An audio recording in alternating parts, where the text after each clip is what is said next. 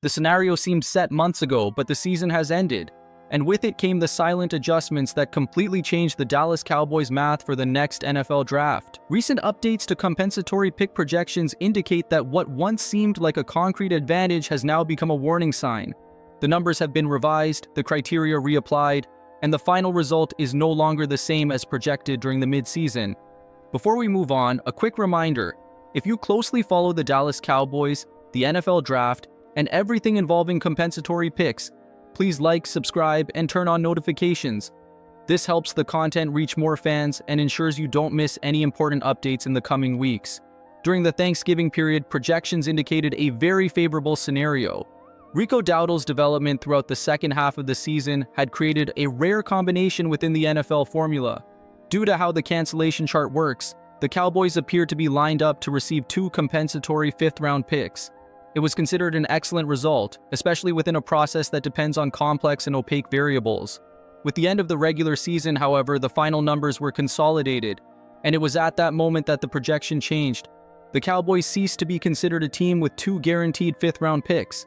The reason is not related to administrative decisions or strategic changes, but rather to technical details of the compensatory pick formula, applied exclusively to players who leave in free agency. It's important to emphasize how this mechanism works. Only players who leave the team via free agency are included in the calculation. Players who are cut or traded do not impact the system. Furthermore, signings made by the club can offset equivalent losses, creating a balance that determines how many and which compensatory picks a team will receive. Although the NFL keeps the official formula secret, reliable projections are made by experts. Among them, Over the Cap has established itself as the main reference in this type of calculation. The site works with estimates based on public data and known criteria, although there is a margin of error, especially in cases that are close to the cutoff line.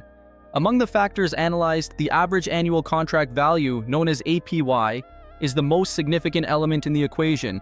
This is closely followed by the snap count, the percentage of snaps played by the athlete throughout the season. Players who participate little or do not play at all see their compensation value drop significantly.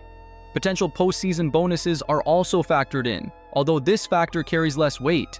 In the scenario projected in November, the Cowboys appeared with compensatory picks distributed as follows: a 5th-round pick for DeMarcus Lawrence, another 5th-round pick for Jordan Lewis, plus 6th-round picks linked to Brandon Cooks, Chauncey Golston, Chuma Edoga, and Rico Dowdle. At the same time, the team would lose picks due to departures that would cancel out part of that return, including a 6th-round pick and several 7th-round picks. Even with these cancellations, the final tally pointed to 2 compensatory 5th-round picks. This result was only possible because Rico Dowdle started qualifying within the formula after a stronger performance in the second half of the season, preventing a higher pick from being voided. That detail made all the difference at that moment. The projection indicated that instead of losing a 5th-round pick in the cancellation process, the Cowboys would retain 2 picks at that level. It was considered an extremely positive scenario, especially when thinking about long-term planning for the NFL draft. However, this balance was fragile. A small variation in any of the criteria was enough to completely alter the final result. And that is exactly what happened when the final season numbers were incorporated into the most recent projections. The central shift in compensatory pick projections directly involves Jordan Lewis. The defenseman suffered a season-ending foot injury in Week 16 after already missing 4 games earlier in the year due to a neck problem. Even with a season considered solid, his total snap volume was decisively impacted. At the end of the season, Jordan Lewis's snap count closed at 55.8%. This number was enough to push him below the cut needed to generate a compensatory 5th-round pick.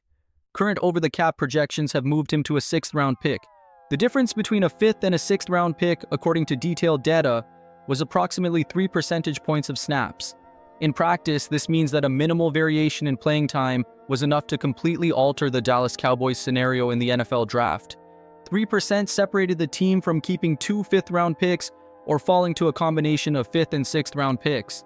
Within the logic of NFL projections, this type of fluctuation falls into the category of bad luck, especially when it's linked to injuries. Despite this, there is still a small margin for adjustments. In some cases, the NFL applies slightly different criteria than those used by Over the Cap, especially when it comes to accounting for contractual values paid to players who did not play. One of the most relevant examples in this context involves Robert Jones. Jones signed a 1-year contract worth a total of $3.75 million. he did not play any snaps during the season due to a neck injury. Of the total amount, $3 million was paid as base salary and signing bonus, while the remaining $750,000 was tied to bonuses for playing on the active roster. Since he did not play, these bonuses were not paid. The question revolves around how the NFL will treat this contract in the final calculation of compensatory picks. In some cases, the league understands that projected values count regardless of whether the player played. In others, it only considers what was actually paid. If this value is adjusted outside the qualifying range, Robert Jones would no longer be eligible to cancel a compensatory pick. In this scenario, Chuma Edoga could remain one of the last names on the cut line, opening the possibility for the Cowboys to receive a compensatory third pick, albeit late in the round. This is a typical case of a bubble, where small interpretations of the formula make all the difference. Other names were also analyzed.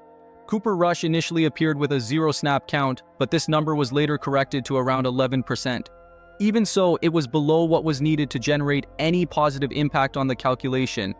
He remained off the list of eligible players. Peyton Turner was also excluded. The value of his contract wasn't high enough, and he didn't participate in any snaps during the season, making his direct exclusion from the free agency formula. Trey Lance's case drew attention for a recurring reason in the NFL. The initially reported contract value was around $5 to $6 million, but a large part of that amount was tied to incentives. The actual base value of the agreement was closer to $2 million, with bonuses conditioned on participation in at least 50% of the snaps, wins, and playoff qualification, goals that were not met. Without these incentives activated, Trey Lance's contract did not reach the level necessary to generate compensatory picks. The same reasoning applies to Cooper Rush, whose incentives were also not sufficient to alter his position within the projections.